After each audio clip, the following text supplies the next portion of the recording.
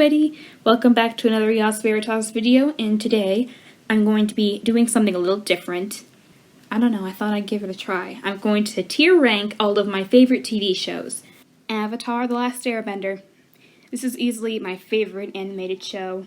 I love it so much. I didn't watch it right when it was coming out because I was a bit too young for that, but following in the years after, I watched it a great deal at school and at home and at friends' houses, and I didn't watch it from start to finish. I didn't know the whole story, but all I know is that I loved Katara so much, and I remember whenever I would go to the pool, I would pretend to waterbend and stuff. I'm pretty sure everybody did that, but when it came on Netflix this year, I was blown away because I had forgotten so much about it, and to see the whole world kind of jump on the Avatar bandwagon was just so much fun. So I'm going to put it in the top tier.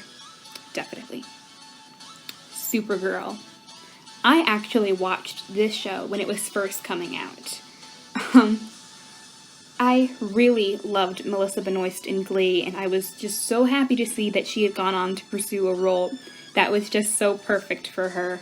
She's excellent as Supergirl, and I think the rest of the cast did an amazing job over the last 5 seasons. I do have to say that I liked seasons 1, 2, and 3 a lot more than I did 4 and 5.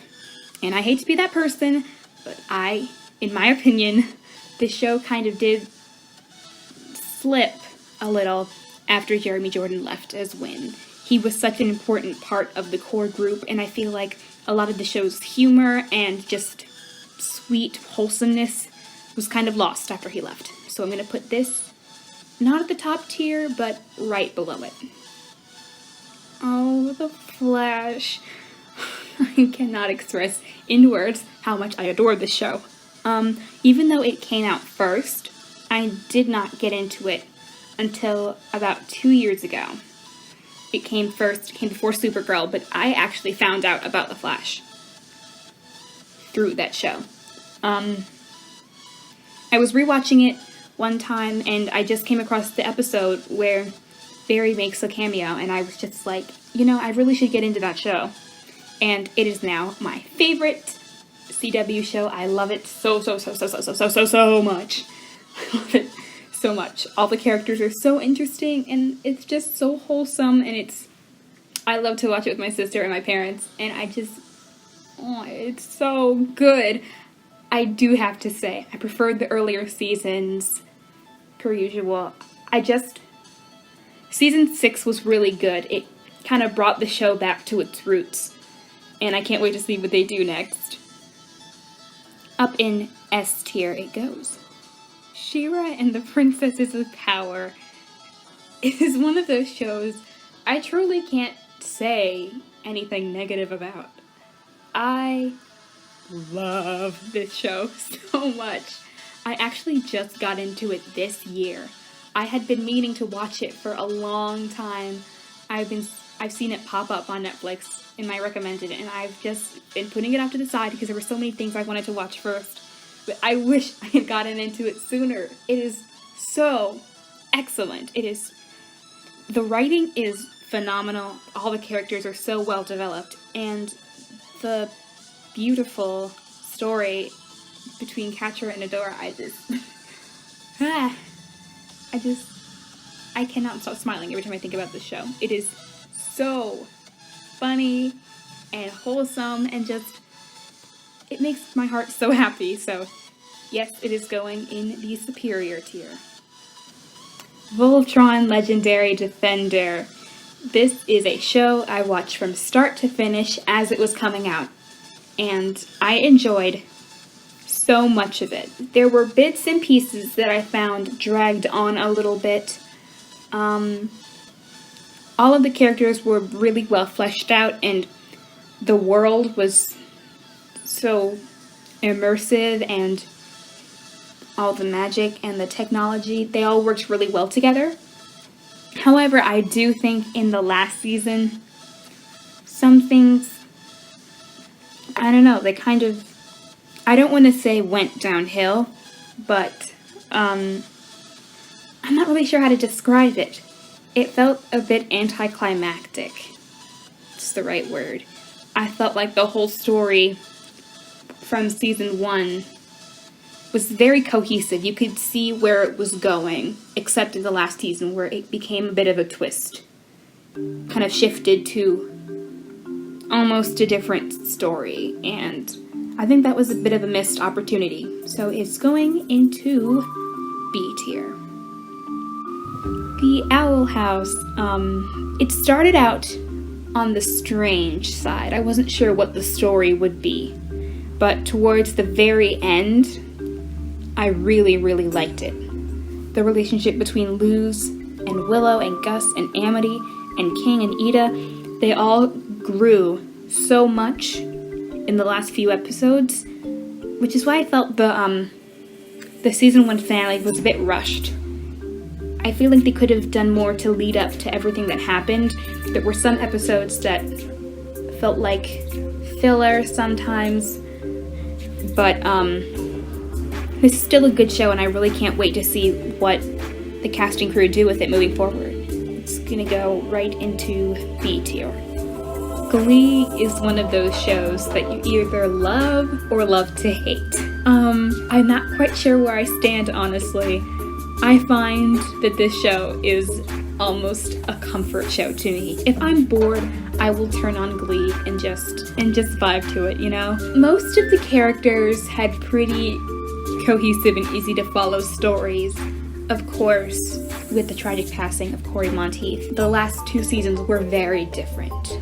I think season 5 began, the majority of it until the last 2 episodes was done really well. Towards the end of season 5 and throughout all of season 6, they did not know what to do with their characters. I think season 5 could have been a good place to end. There was so much in season 6 that didn't make a whole lot of sense. So much had happened between the 2 seasons that no one really knew where they stood with the characters anymore. I think for the time it was made in, it was groundbreaking on so many levels. I don't think that if it were made today, the positive response that it had would be present. So I think I'm going to put it into D tier. It's a decent show. The Dragon Prince is a show that a lot of people were hesitant about at first. I actually really liked the animation even from the beginning. I thought the first season was really great. I don't really dislike any of the seasons. I feel like the voice acting and the plot is all very well done. I enjoy all of the characters, and I feel like I know them so well, not just as characters, but as people. They have human qualities. None of them are perfect, and I find that really interesting. I cannot wait to see where this show goes after the events of the season 3 finale. I don't want to spoil anything, but it was very exciting. I do think that this is a show where the creators and the writers, they're not afraid to raise the stakes. They're not afraid to put their characters through some really difficult things and challenge them and have them change. And that's what I'm really excited to see in the coming seasons.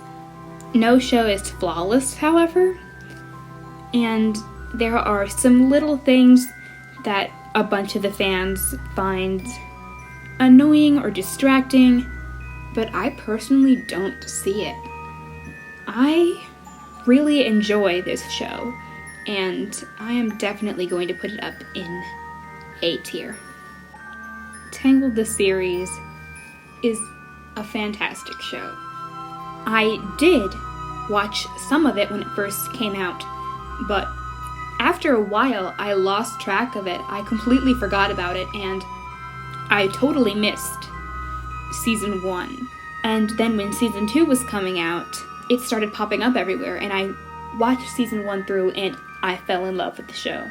I really do think that not having Varian appear in season 2 was a huge missed opportunity. I really loved the first season of Tangled, and I really loved most of season 3, but there were just some episodes that I, along with so many fans, just thought did not belong. I really do understand why they were made to kind of balance the lighthearted, made-for-kids aspect of the show with the more serious storyline. But I just feel like season 3 was already shorter than the other 2 seasons, and they just didn't have the space. There is so much of the world that has not been explored that I don't blame them for not exploring in the show, but it would be amazing for Chris and the rest of the team to explore all those questions in future spin-offs. All that being said, I can't bring myself to put it in B tier, so I think I'm going to put it in A. Death Note is by far my favorite anime. The first half is much stronger than the second. The episode right before the last ended on such a suspenseful note that I was just thrilled to see what was going to happen next. And it all kind of fell apart. I feel like Light was so meticulous in his plan. Having him just blab it to everyone was just kind of sad. Like, you were so close! I feel like what they did with Matsuda's character, throughout the whole show, he was the one agreeing with what Kira had said and saying, well, he's not all that. So just to have him turn around at the last possible second was kind of like, whoa. Given how excellent the first half and how disappointing the second half is, I'm going to put it in B tier. The Disastrous Life of Psyche K. It's hilarious, it's sweet, it's just your average high school problems. And I just think it doesn't challenge the viewer in any way. That's fine, but it does make the show stand out a bit less among everything else I have on this list. So I think I'm going to drop it into, I don't want to, but I think I'm putting it in C tier. Arrow was a very important show in terms of superhero television. I like Oliver, I like his story, and I like that he's not the goody two-shoes hero that a lot of other superheroes, you know, make their whole identity. I love that Supergirl is such a symbol of goodness and hope and doing the right thing at all times. But I think it's interesting that Arrow was able to explore a character who would kill the bad guy if he had to, and wouldn't have any shame about it. He would do what he needed to keep his secret and his team safe. I feel like it started taking itself too seriously and tried to be brooding and angsty all the time, and it didn't exactly work out the way they intended. So I think I'm going to put it in C tier as well.